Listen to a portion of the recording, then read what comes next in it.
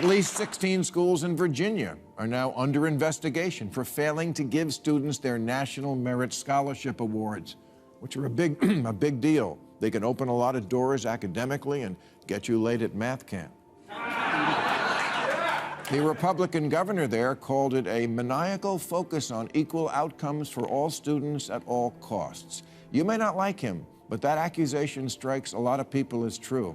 And this is a bad issue for Democrats, because most Americans seem to agree if they're on an airplane, they want a cockpit that looks like America. But they'd also like someone up there who knows how to fly. Bill Maher has done it again, and this time Hollywood's nepo babies are feeling the heat. The late-night legend just torched the pampered offspring of Tinseltown's elite, mocking their "I worked hard for everything I have" sob stories. Sure, Maher admits some of them do work, but let's not pretend they were grinding in obscurity. When your last name opens more doors than talent ever could, you're not exactly living the average American struggle. Hollywood's Dynasty kids just got schooled, and Maher's holding class in session. Things are about to get fiery. Grab your hose, because this roast is burning hot. The people who've been telling me, Bill, you have to do something on nepo babies. Shut up, I don't have to. But okay, here it is. And if you haven't heard the term yet, here's a brief montage of all the nepo babies in the acting profession, beginning with Douglas Fairbanks Jr. That's right, their moms and dads were all stars too. It doesn't make them bad people or untalented. In fact, some nepo babies did very well in their first big roles. But let's also admit that they weren't the only ones who could have done it. But when it's between a few good people and one of them is going to get you this kind of publicity, who do you think is going to get the part? So enjoy the good life, nepos. Just don't say you didn't have a huge advantage. That's exactly what I've always thought. Hollywood's nepo babies love to insist they had no special advantage, but let's be real, they were born with a head start. As Bill Maher brilliantly points out, when a nepo baby and a regular hardworking actor have equal talent, we all know who gets the role. Spoiler alert, it's not the one drowning in student loans. These celebrity kids don't just walk into the room, they own it before the audition even starts. Their last names sell tickets. Producers know that a famous surname on a poster creates instant buzz and free publicity. It's marketing gold disguised as merit.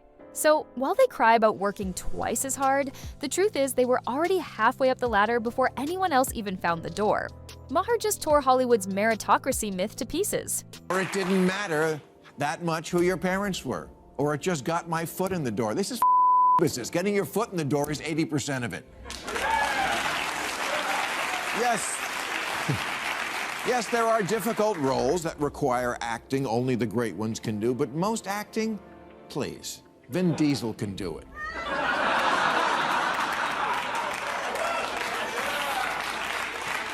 Bodybuilders can do it. Children can do it. Steven Seagal can do it. I did it.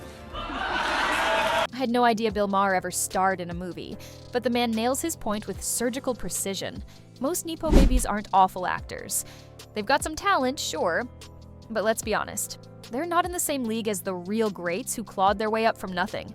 Without that famous last name stamped on their resume, would Hollywood even pick up their calls? Doubtful. If their parents were regular 9-to-5 workers, most of these rising stars would still be waiting tables, not walking red carpets. It's not that they don't work hard, it's that the system is designed to catch them when they fall.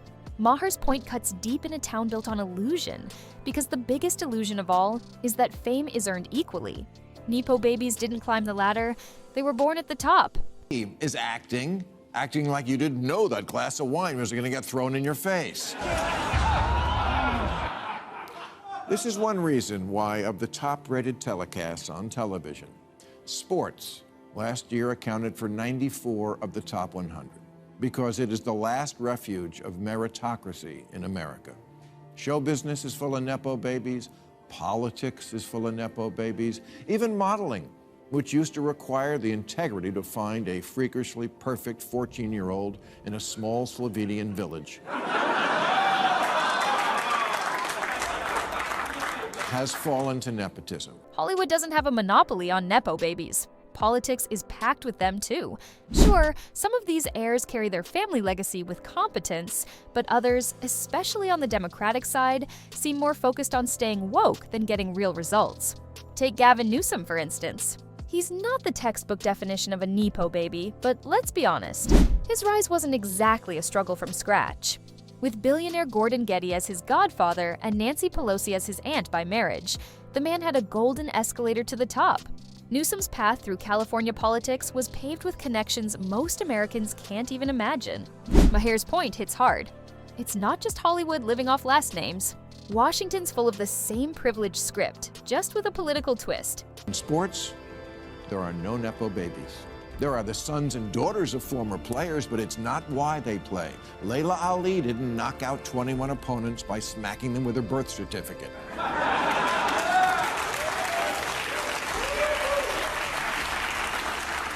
Sports is the last place where it doesn't matter who you are or where you're from, just what you do.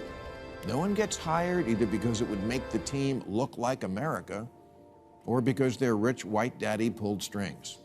I don't trust the government, media, churches, judges, juries, banks, Jiffy Lube, or anyone on a dating app covering their chin with their hand. But I do trust that the 450 players in the NBA are the absolute best 450 players the teams could find anywhere. That's spot on. Sports is one of the few places where nepotism simply doesn't work. You can't fake skill on the field. You either deliver or you're benched. No amount of family wealth, influence, or famous last names can carry you past the scoreboard. The game is the great equalizer. And honestly, that's a lesson politics could use. Unlike sports, political power shapes real lives and futures, yet too often it's handed down like a family heirloom. Imagine if politicians had to earn their spot the way athletes do, through discipline, results, and actual performance. No dynasties, no shortcuts, just merit. Maybe then, the country would start looking more like a team built to win, not a club built on connections. That this kid's future in the NBA is not assured. In fact, it's the opposite of assured. That's very assuring to me. Everyone wants to see LeBron James' son play on the same team with his father. There hasn't been a feel-good story that feel-good since Macaulay Culkin escaped from Neverland.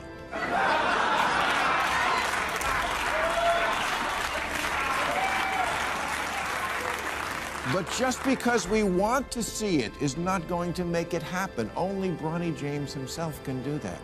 Doc Rivers' kid plays, but not because his father played, and so it's a great story.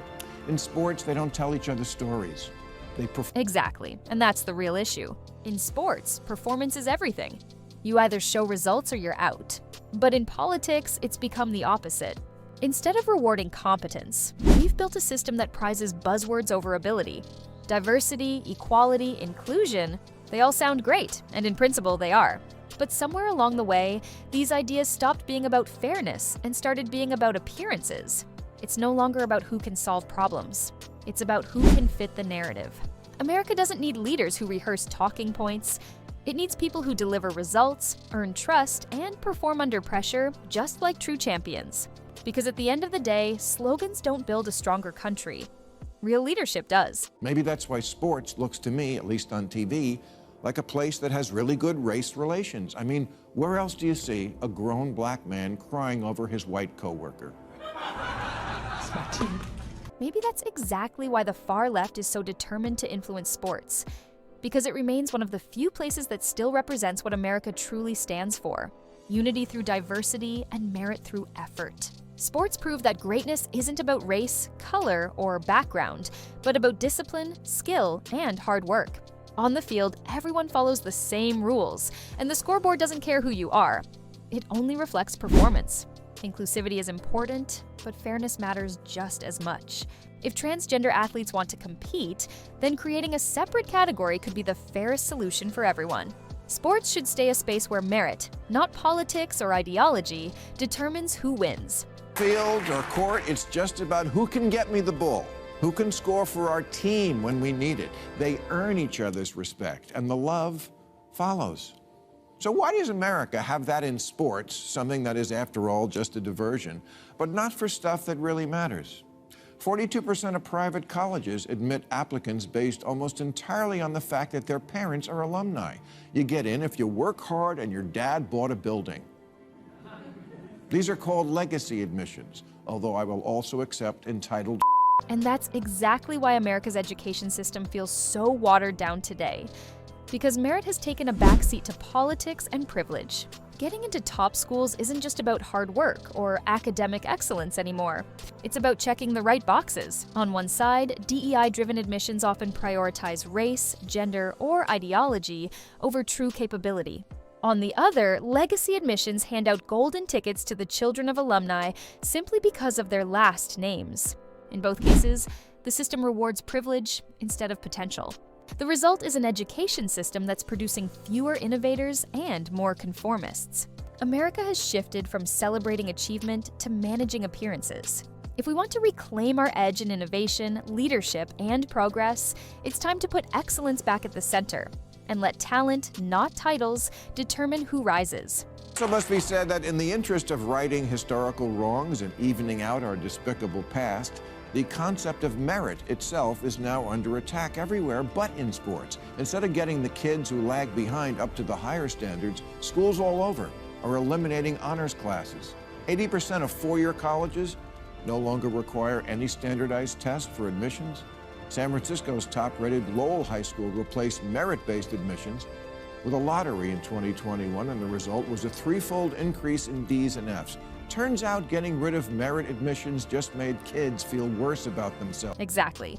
What began as a feel-good idea has turned into a bureaucratic mess that values identity over intelligence. The outcome? Lower standards, divided campuses, and a generation more invested in activism than achievement. It's time to shift back to rewarding hard work and genuine talent, not political favoritism. If America wants to reclaim its reputation for excellence, merit has to matter more than messaging. 16 schools in Virginia are now under investigation for failing to give students their National Merit Scholarship Awards, which are a big deal. They can open a lot of doors academically and get you late at math camp. The Republican governor there called it a maniacal focus on equal outcomes for all students at all costs. You may not like him, but that accusation strikes a lot of people as true. And this is a bad issue for Democrats, because most Americans seem to agree if they're on an airplane, they want a cockpit that looks like America. But they'd also like someone up there who knows how to fly. In the end, Bill Maher's takedown of nepo babies goes far beyond Hollywood gossip. It's a reflection of America itself. From entertainment to politics to education, entitlement has infected every level of society. Star kids get roles they didn't earn, politicians rise through family ties, and students slip into elite schools through legacy or DEI advantages. The message is clear: merit no longer matters the way it should. Maher's rant isn't just comedy, it's a wake-up call. America became great by rewarding talent, effort, and grit, not privilege or identity. The moment we replaced excellence with appearances, we began to lose that edge. But there's still hope. If we can restore meritocracy in schools, sports, and government, we can reclaim what made this nation exceptional: the belief that success should be earned, not inherited. And that wraps up today's video. If you enjoyed it, don't forget to hit the like button and subscribe for more content like this. Thanks for watching, and I'll see you in the next one.